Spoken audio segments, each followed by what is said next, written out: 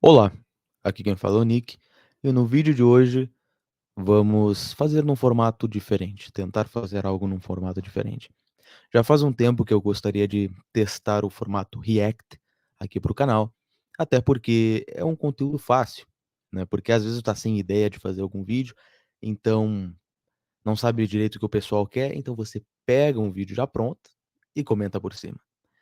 Mas o interessante do React, ele não é simplesmente você ver, né, para roubar o conteúdo de outros, mas, claro, adicionar e contribuir com isso. E é isso que vamos tentar fazer nesse vídeo. Me recomendaram um vídeo de um novo canal que eu acredito que seja do pessoal da alta linguagem, né, que é do canal Mundo e Decadência. Eles lançaram um vídeo que se chama Putin e Rússia, um perigo.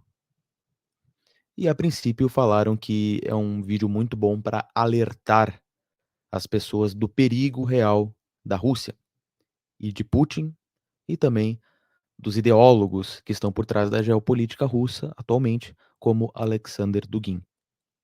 Quem acompanha o canal sabe que nós já fizemos alguns vídeos a respeito, já fizemos vídeos denunciando Alexander Dugin, já fizemos um vídeo denunciando a Rússia, utilizando como base autores como Oswald Spengler e Francis Parker Yockey.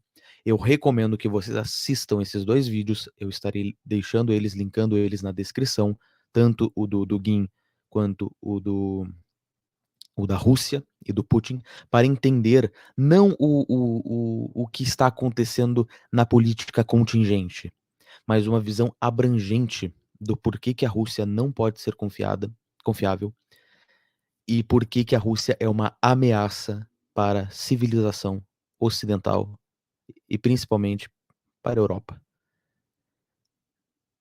E em outros vídeos eu também já comento, eu tento refutar algumas argumentações do público nacionalista.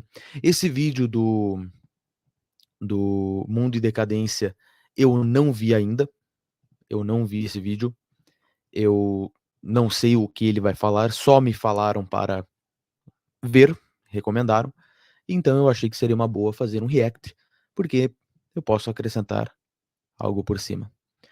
Então vamos começar aqui e ver o que sai.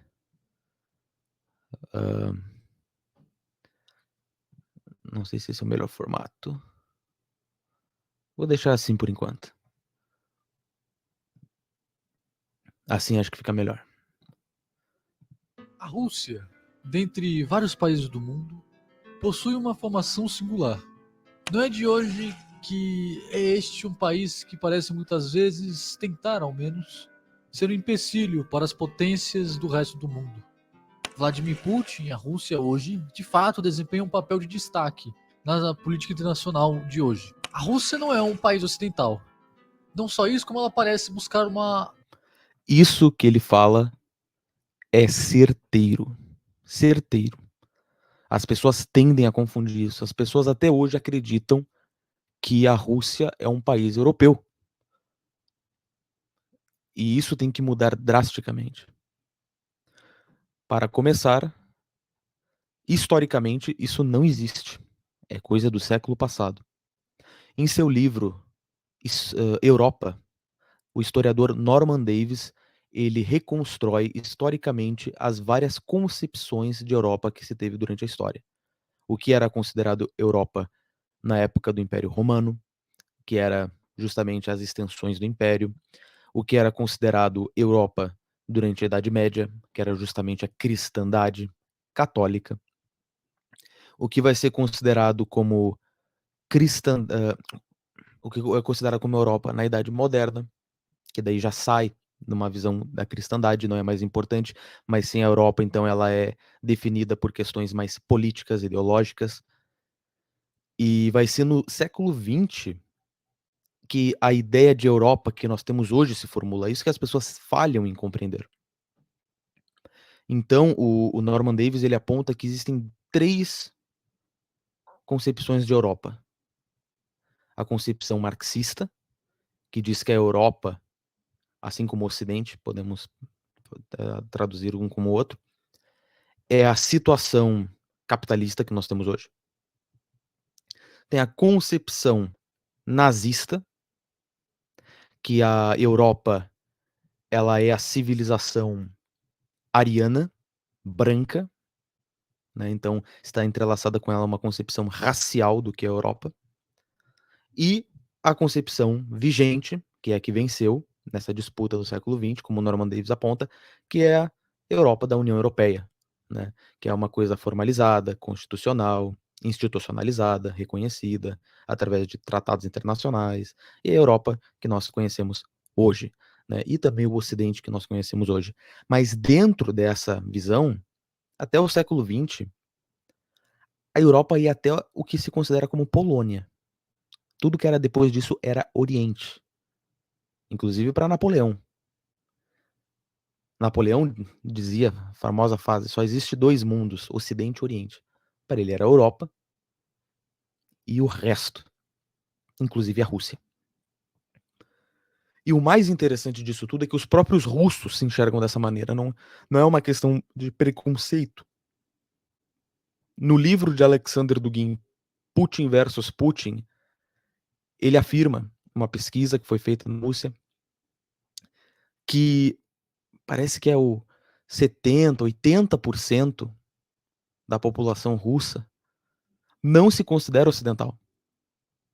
Não se considera europeia, eles se consideram uma própria civilização. E é isso que eles são.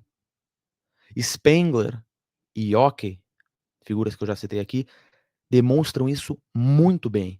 E no vídeo que a gente fez sobre Yockey, da análise do Yockey sobre a Rússia, ele demonstra o porquê que a Rússia não é ocidental, não faz parte do Ocidente, é anti-ocidental e deve sempre permanecer sendo anti-ocidental, porque essa é a essência histórica, cultural da Rússia, completamente incompatível com os nossos valores. E isso vai ser, inclusive, o que vai motivar os fascistas a tomarem uma iniciativa contra ela, iniciando a Segunda Guerra Mundial. Tanto Hitler quanto Mussolini leram Spengler, inclusive existem trocas de cartas dele entre os dois ditadores durante a guerra, onde Mussolini cita Spengler para Hitler, falando sobre a ameaça da Rússia. Hitler, em seus escritos, em seus discursos, ele demonstra como a Rússia ela demonstra uma fatal ameaça para a hegemonia europeia. Inclusive, no seu segundo livro, que é o segundo livro que o Hitler escreveu, que não foi publicado em sua vida, foi publicado depois da guerra, ele faz uma análise da Rússia muito interessante, onde ele diz que o problema da Rússia não é o comunismo, não é o bolchevismo, não é o Estado soviético, mas sim o espírito eslavo. O que ele quer dizer com isso? Não é simplesmente uma característica racial, que ele via, os eslavos são inferiores, então é isso. Não, mas assim é junto com isso, porque a interpretação de raça que o Hitler possui, inclusive daria para fazer um vídeo interessante sobre isso. A concepção de raça que o Hitler possui também é spengleriana. Também, claro, tem adendos a mais, né? Tem sim um racismo biológico, porém parte da formação sobre o que é raça que Hitler teve vem de Spengler. Vem de Spengler. E claro que o Spengler ele não era um nazista, inclusive ele repudiava o racismo nazista, tem que deixar isso aqui bem claro, porém a concepção de raça como a criadora da cultura, isso vai influenciar bastante os nazistas. Goebbels, Rosenberg e Hitler. Inclusive, tanto Hitler e Spengler já se encontraram algumas vezes, antes da morte do historiador alemão. Se eu não me engano, ele morreu em 1935. E é muito interessante analisar isso. Então, o que o Hitler considera como espírito eslavo, ele considerava incompatível com o espírito ariano que fundamentou a Europa.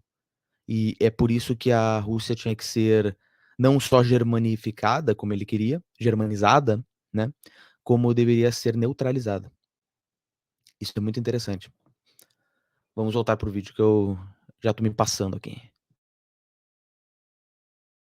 A autonomia, um certo ideal de sociedade muitíssimo específico. Vejamos o que esse ideal trata.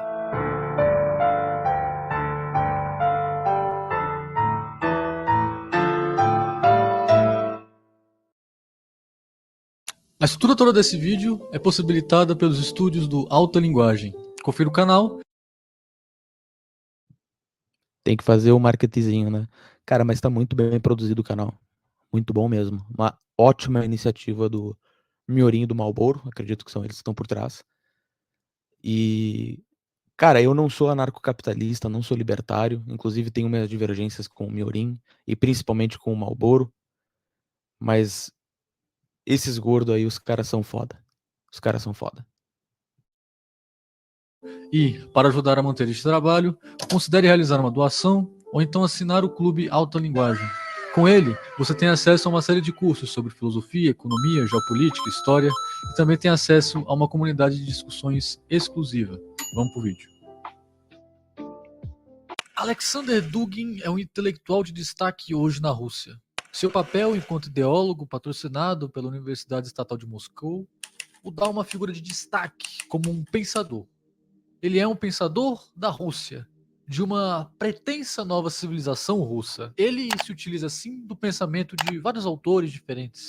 Entre eles, de um que eu citei bastante aqui, que acredito ser essencial, Oswald Spengler. Se vocês viram meu primeiro vídeo e acompanham este canal, sabem bem que a principal das teorias de Spengler é a de ciclos de culturas e civilizações. A grosso modo, não há uma só sociedade que seja eterna. Elas acabam em um momento. E não só isso. Para Spengler, elas imitam formas orgânicas, a vida. Elas passam por estágios de gestação, de infância, juventude, meia-idade, enfim, velhice. É como uma planta, ou como um ecossistema. As culturas possuem as suas próprias estações: primavera, verão, outono e inverno. Spengler, ele era alemão. Não só alemão, como também era uma pessoa que não tinha cabelo, era careca e tinha enxaqueca crônica. Não só isso também, como ele deixou de ter uma família para escrever suas obras. Isso é interessante que ele comenta. Eu já estudei bastante sobre Spengler, inclusive para conhecer melhor a vida dele, eu tive que comprar uma biografia em alemão. Eu nem sei falar alemão, mas eu tive que comprar uma biografia do Spengler em alemão e me virei para conseguir ler aquele livro. Graças a Deus ele não era muito longo, mas a vida do Spengler, ela era muito interessante de se analisar. Ela era muito pacata. Então o Spengler, ele de fato renunciou à vida, vamos dizer assim, para se dedicar a uma vida inteiramente a estudos para compreender a realidade que o cercava, através da sua análise morfológica da história. E ele era um homem muito perturbado, ele era um homem muito ranzinza, né? Ele não tinha muitos amigos, ele não tinha, até onde eu sei, ele não se casou, não, inclusive eu na época que eu estava estudando, eu achei boatos de fóruns na internet dizendo que Spengler seria homossexual. Hoje em dia todos têm que ser homossexual, né? É inacreditável, mas não. Ele era um homem completamente pacado e ele tinha uma visão, que era justamente explicar onde estávamos na história e o que tinha que ser feito. Que para ele era então a realização da próxima etapa da civilização ocidental, que era o cesarismo. Provavelmente ele vai falar aqui no livro, aqui no vídeo sobre isso, então eu não vou me estender muito. E viu também a humilhação que a Alemanha passou após a Primeira Guerra. Com tudo isso, temos a receita perfeita para alguém que não costumava sorrir muito, tampouco ser muito feliz. Isso tudo é brincadeira, pelo menos pode soar como brincadeira, mas é uma coisa séria também. A tese dos ciclos culturais de Spengler o levou a uma tese central. O Ocidente é esta civilização que hoje domina o mundo inteiro, ela está em seu estado de velhice e seu inverno. Eu narrei em outro vídeo desse canal sobre isso. E o porquê disso. O estágio de velhice também possui um outro nome, o estágio de decadência. O Ocidente está hoje se aproximando de seu fim, está em decadência. Isso quer dizer que Um adendo aqui, eu não sei se ele vai falar. Quando o Spengler fala de decadência, ele não está sendo pessimista. Inclusive, ele tem um artigo publicado em 1920 que se chama Pessimismo, com um ponto de interrogação, onde ele comenta que o termo que ele utiliza como decadência, declínio, é muito pesado. mas que ele poderia facilmente utilizar no lugar o termo realização. Porque o Ocidente está se realizando, chegando à sua potência máxima e seu esgotamento. Ela se realizou. Como ele falou aqui, está na sua velhice. Então, mas ele não vê isso de maneira pessimista, ele vê simplesmente como as coisas são, entendeu? Você não deve ficar triste por estar envelhecendo, você apenas tem que aceitar que é uma realidade biológica, é uma realidade orgânica, morfológica você envelhecer. E não há nada de errado em envelhecer, mas assim, como você vai lidar com isso? E temos que lembrar que o Spengler ele era um fatalista. No livro dele Man and Technique, Homem e Técnica, ele fala sobre isso. E qual a postura filosófica que nós devemos ter diante desse declínio civilizacional, desta decadência. Que é muito similar qual vai ser a postura do Júlio Evola, né? Manter-se de pé diante das ruínas. É uma postura muito nobre. Seu auge, seu vigor e sua juventude já se foram. E veja, para qualquer um que seja um pretenso anti-ocidental e defenda a autonomia de uma civilização contra o Ocidente, Alexander Dugin se utiliza muito bem desse pensamento. Ele, como um russófilo e odiador do Ocidente, vê a tese de Spengler e aplica ela para os dias de hoje. O estado que o Ocidente está hoje é o de uma decadência moral. Não produz mais cultura ou nada de bom. É a besta. Mas ele não faz isso pelos mesmos motivos de Spengler. Dugin diz que essa farra toda, que hoje é o Ocidente, teria começado no individualismo e no nominalismo. Uma tese muito simplória. E é uma tese que Spengler nega. Essa tese do Dugin vem de outro autor, vem do René Guénon, que é um intelectualzinho de meia tigela. Para Spengler, a decadência é o curso. Ok, dizer que o René Guénon é um intelectual de meia tigela é periclitante, entendeu? Mas, enfim, não vou me estender, não vou me estender. Natural da história. Para o Dugin, aparentemente, é algo que poderia ter sido evitado. Teoria que diga que o Ocidente está fraco, mesmo vindo de ocidental, pode ser considerada anti-europeia, ou melhor, anti-eurocêntrica. Vale só comentar aqui que tanto o Guénon quanto o Évola vão ser leitores de Spengler.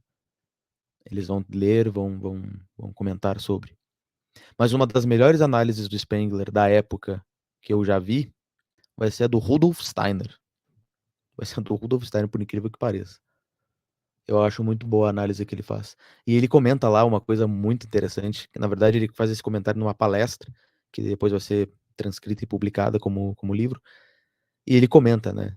Spengler é irrefutável. Que vai ser a mesma posição também de Theodor Adorno.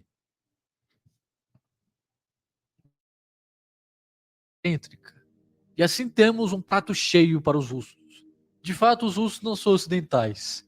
Eles odeiam tudo o que é ocidental. Desde Dostoiévski, que é um literato famosíssimo entre os depressivos, em seu Diário de um Escritor, ele afirma a decadência do Ocidente, a apostasia da Igreja de Roma, ele prega o domínio universal dos eslavos ortodoxos, fala sobre como é necessário destruir a Europa, que não passava na sua época de um cemitério de artes e foco das revoluções.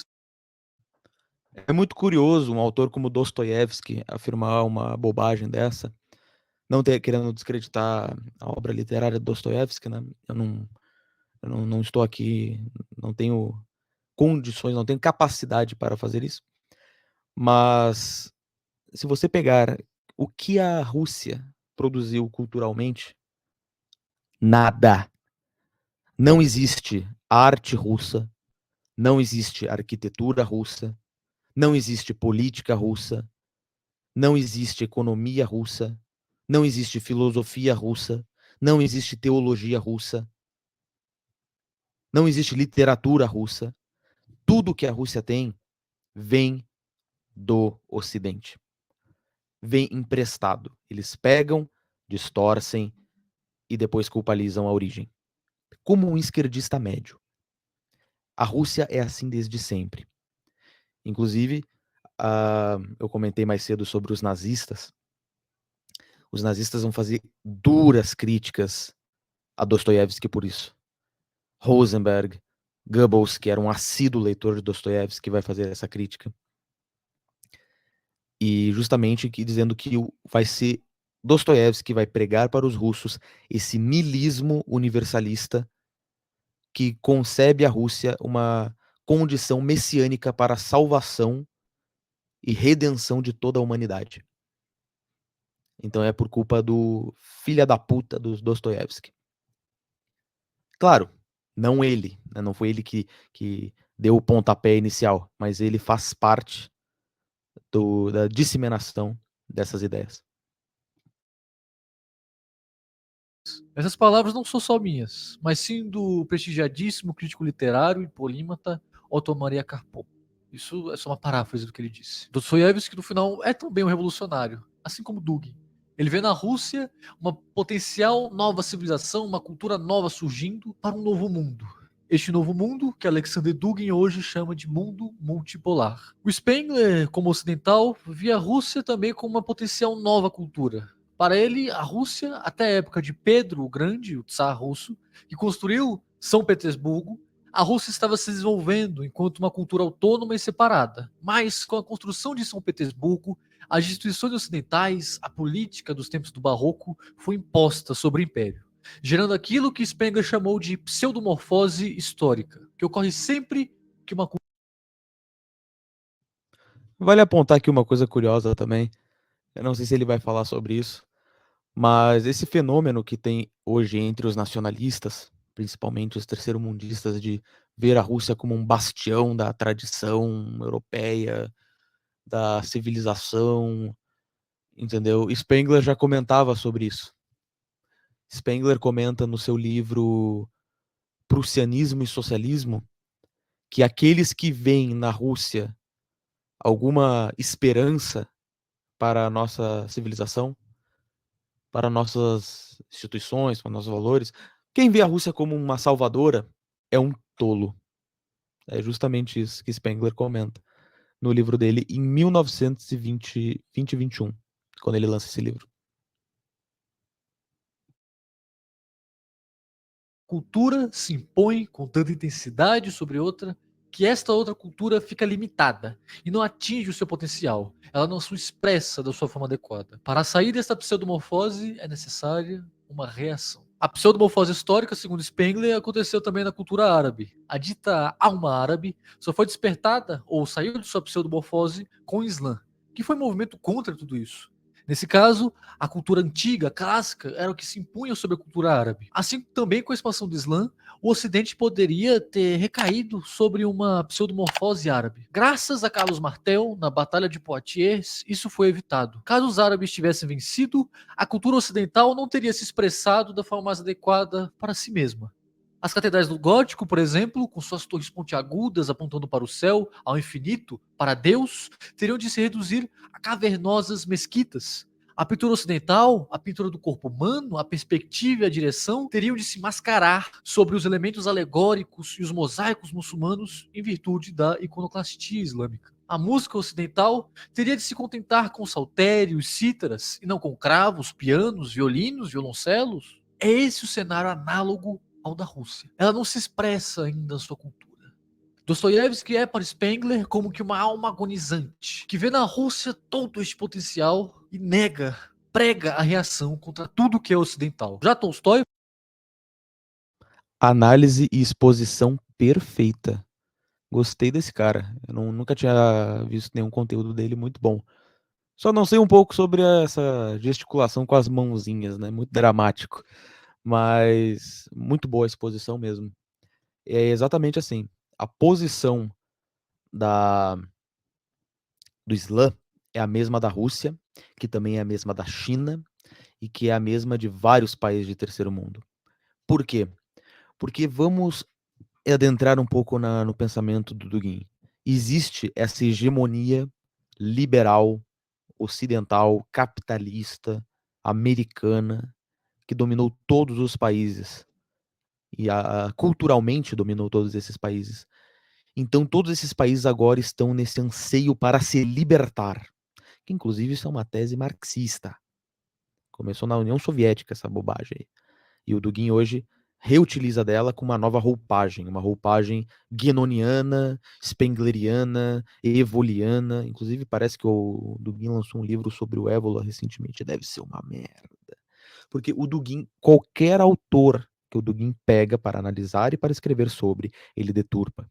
Por isso que o Charles Upton chama ele de Baba Yaga, que é bicho-papão, né? Ele tem um livro sobre o antropólogo Hermann Wirth, onde ele fala cada merda, cada merda. Quando ele vai fazer análise do Nazibol, então, meu Deus do céu. Vejam o vídeo que a gente fez sobre o livro Templários do Proletariado do Dugin. É inacreditável. Mas então o que nós temos são esses vários, porque os próprios países sul-americanos, vamos pegar aqui, Brasil, Argentina, Peru, Venezuela, não possuem uma cultura própria. São países que derivaram da Europa e não têm nada próprio, mas que querem desenvolver-se. Então essa situação que ele está descrevendo, de certa maneira, está acontecendo em vários lugares do mundo, se você forçar a barra um pouco. E por essa razão, a quarta teoria surge como a ideologia que vai suprir a demanda desses países de terceiro mundo contra o Ocidente. Então o Ocidente está sendo atacado por tudo que ele já conquistou. Tudo onde ele já pisou está querendo morder ele de volta. E tem gente que defende isso, tem gente que acha bom, tem gente que acha que essa é a solução para as coisas. Vamos continuar o vídeo. Para Spengler não passa de mais um elemento dessa pseudomorfose. Ele favorece os anseios de uma aristocracia afrancesada e germanizada de russos da época. Em sua obra Prussianismo e Socialismo, Spengler fala um pouco sobre a Rússia. Ele diz o seguinte, abre aspas, a Rússia não é uma questão de diferentes povos, mas de diferentes mundos. Os russos não são um povo como são os alemães e os ingleses. Assim como as tribos germânicas da era carolíngia, eles possuem em si mesmos as potencialidades de muitos povos futuros. Russianismo é a promessa de uma nova cultura na medida que as sombras da noite crescem mais e mais sobre o mundo ocidental. O real russo é tão alienígena para nós como o romano da era da monarquia ou o chinês muito antes de Confúcio seriam caso aparecessem entre nós. Os russos têm estado muito conscientes disso, toda vez que traçam uma linha de demarcação entre a mãe Rússia e a Europa. Fecha aspas. Russianismo, diz Spengler, é a promessa de uma nova cultura. Os povos germânicos na era carolíngia foram aqueles que deram origem aos diversos povos dos diversos países que formam hoje o Ocidente. Os visigodos fixaram-se hoje no que é a Espanha, os francos na França, os anglos e saxões na Inglaterra, os ostrogodos na Itália. Para Spengler, é como se a Rússia ainda tivesse de chegar nesse estágio. Ou seja, ela é uma cultura que ainda tem de nascer, está no estágio de pré-cultura. É como se estivéssemos em Roma, o Ocidente fosse a Roma decaída e os russos, os povos bárbaros que estão invadindo. Sabemos o final que isso levou a Roma. É claro, segundo a tese de Spengler, uma cultura simplesmente pode nunca nascer. Ele não é um hegeliano maluco que acredita em leis inexoráveis a esse ponto. Para ele, uma cultura nascer ou não é algo casual. A Rússia poderia nunca nascer enquanto cultura e poderia permanecer sempre em sua pseudomorfose. O humano é uma casualidade, um piscar de olhos para Spengler. A cultura só surge se ele de fato tiver força de vontade o suficiente para isso, se ele passar da mera vontade de sobreviver e da luta contra a natureza para algo maior.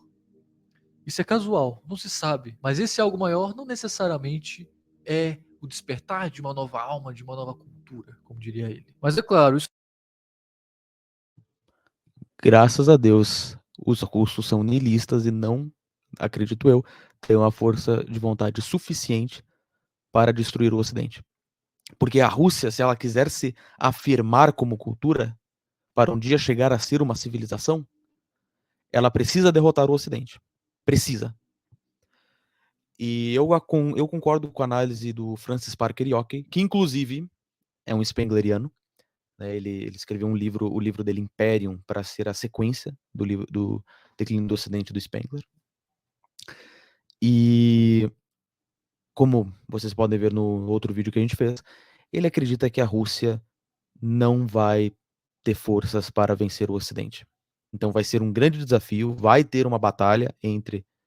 Eles preveem, né, profeticamente, que vai ter uma batalha entre Europa e Rússia. Inclusive o Spengler ele fala isso antes da Segunda Guerra acontecer.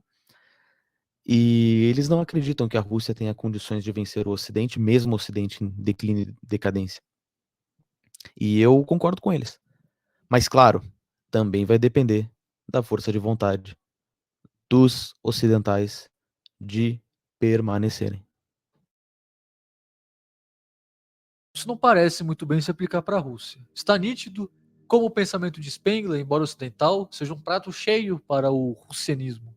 De fato, podemos dizer, a Rússia não é um país ocidental. A Rússia hoje é quem busca se separar, sair de sua pseudomorfose histórica. Isso desde a União Soviética. Era essa Rússia da época que Spengler falava tanto sobre uma promessa.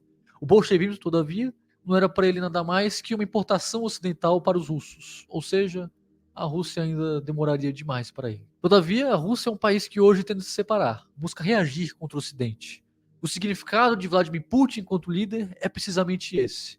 Os russos não conhecem outro líder que não os czares. Então a pseudomorfose bolchevista se impôs na forma de Stalin, o czar soviético. Putin hoje marca a separação política entre a Rússia e o Ocidente. Em matéria religiosa também, é algo essencial para a cultura e a religião. A Igreja Ortodoxa Russa nitidamente enfrenta dificuldades, brigas com a Igreja Grega. Não é uma continuidade de forma alguma da Igreja Bizantina. É algo diferente e igualmente anti-ocidental. Muito importante isso aqui que ele falou, porque desbanca toda aquela tese ridícula de que a Rússia seria a terceira Roma, quarta Roma, herdeira legítima de Roma e da tradição solar que assim ela carrega. Isso é loucura. Isso é loucura, isso é loucura. Se existe hoje, até mesmo por uma análise spengleriana, uma sucessora de Roma, esse é o Império Americano. Mas isso é assunto para outro vídeo. Seu patriarca acredita que a Rússia está numa missão. A missão é de proteger-se de toda a desgraça ocidental, da besta que eles chamam de Ocidente. A guerra na Ucrânia, então, assume um significado maior, para os russos especialmente. A Ucrânia é um país que outrora pertenceu ao Império Russo e hoje funciona, de certa forma, como uma fronteira. É uma fronteira linguística, é uma fronteira religiosa e é uma fronteira política entre a sociedade ocidental e a sociedade russa. São bordas de civilizações. São como placas tectônicas. E as guerras que ocorrem nessas regiões todas são como terremotos, círculos de fogo.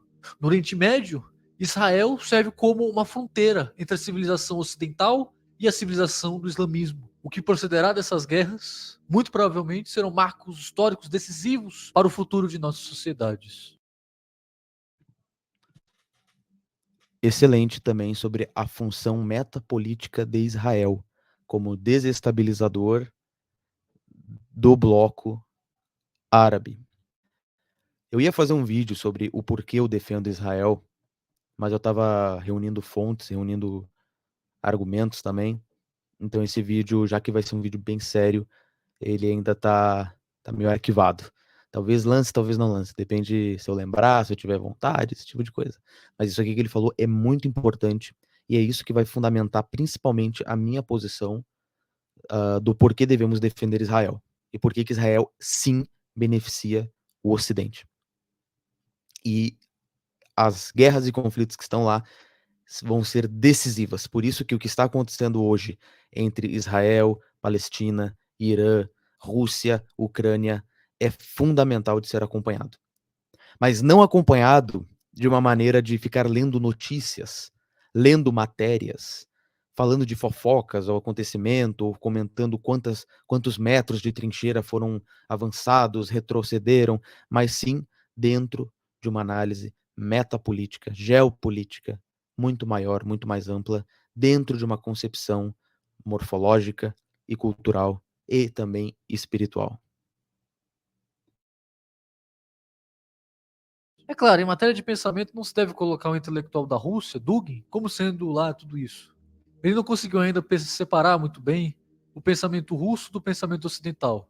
Ele bebe de fontes ocidentais, sobretudo. Seu pensamento é inerentemente religioso, todavia, religiosamente místico. fazer um comentário aqui. Todos os filósofos que o Dugin cita, Heidegger, Schmitt, Spengler, Guénon, Évola, são ocidentais, de fato. Porém, esse é o lado, vamos dizer, exotérico de Dugin. São os filósofos que ele utiliza para sustentar a sua quarta teoria política. E o Quarta Teoria Política é um livro que ele escreveu para os ocidentais. Agora, a formação intelectual do Dugin vão ser diversos grupos ocultistas, esotéricos, teosofistas, telemistas que subsistem na Rússia. E essas fontes são as que ele não revela para o público mais. Nos seus livros da década de 90, onde ele era abertamente mais explícito em relação à sua influência sobre ocultismo, esoterismo, ele era um pouco mais aberto sobre esses assuntos. Agora ele se fechou completamente e está desenvolvendo todas as ideias em torno do Heidegger, que é um filósofo muito estranho para basear as ideias que ele quer. Mas fazer o quê, né? O Dugin, o Dugin é mais confuso que, sei lá, cara. O Dugin é algo. É algo. É como o Charles Upton diz, que a melhor definição do Dugin é do Charles Upton. Ele é o Baba Yaga, o bicho papão. Vamos continuar o vídeo aqui que tá no finalzinho. Gnóstico, mas esse misticismo dele exalta um René Guénon, um francesinho, exalta a importação do pensamento marxista. Porra, cara, eu não tô entendendo por que ele odeia tanto o Guénon. Chamar o Guénon de francesinho e pensador de meia tigela. Porra, eu não duvido que ele tenha lido o Guénon. Porém, cara, o Guénon, por mais que ele tenha seus diversos erros, entendeu? Não é essa pouca coisa aí que ele tá falando, não. Talvez, quem sabe, um dia ele faça um vídeo sobre o Guénon e eu reaja também. Ocidental. O seu ideal de mundo multipolar parece não passar por enquanto de uma baboseira. É claro, para Putin, para Dugin, Eu não acho uma baboseira. Porque para mim, ver o mundo multipolar como essa utopia, esse ideal a ser alcançado, de fato, é loucura, é bobagem. Mas dentro de uma análise geral da situação geopolítica, eu acredito que ela seja muito boa, porque é o que está acontecendo. O que nós vemos são os países todos se revoltarem. Pegamos agora o bloco do BRICS, vemos esses países, China, os países islâmicos, Índia, países sul-americanos, países africanos, todos se voltando contra o Ocidente. Então a hegemonia ocidental está para se quebrar. Se isso vai ser um golpe fatal para o Ocidente, nós não sabemos. Como eu falei antes, vai depender da força de vontade do Ocidente. Mas as coisas estão, ao meu ver, se endireitando para esse caminho. Não que isso seja uma coisa boa, pelo contrário, vai ser horrível. Porque o próprio Anitablian, que ele chutou o balde ano passado, ele falou: mundo multipolar nada mais é do que imperialismo russo-chinês, que é algo, uma tese que o Olavo já falava no debate que ele teve contra o Dugin. Recomendo que vocês querem entender mesmo o mundo multipolar, leiam o debate do Olavo contra o Dugin, que não tem preço. é interessantíssimo, e eu comentei disso num vídeo anterior, que o Ocidente esteja decaindo. A cultura woke, comentei sobre isso no vídeo, o que é a cultura woke, é algo que eles por fora dizem odiar. O Ocidente é revolucionário, é o berço das novas revoluções. Mas eles adoram, no fundo, a cultura woke. Eles adoram e agem sobre isso. É um prato cheio para suas propagandas, para suas narrativas e para seu pensamento furado. Causa deleite para eles ver essas ideias suicidas da cultura woke prevalecerem sobre o Ocidente, serem aplicadas. Quem sabe eles também não colaborem com a expansão da cultura woke. Causa deleite para eles. É uma batalha interna que o Ocidente trava consigo. Bom, não à toa o Dugin tem uma entrevista do Dugin que ele diz que nós temos que recrutar os homossexuais tradicionais. Palavras do Dugin. Né? Então, será que eles são mesmo contra a cultura woke? O Dugin tem até mesmo textos defendendo ideologia de gênero, dizendo que gênero é uma construção social. Quem será que está contra a mesma cultura woke? Os mesmos caras que querem destruir o Ocidente?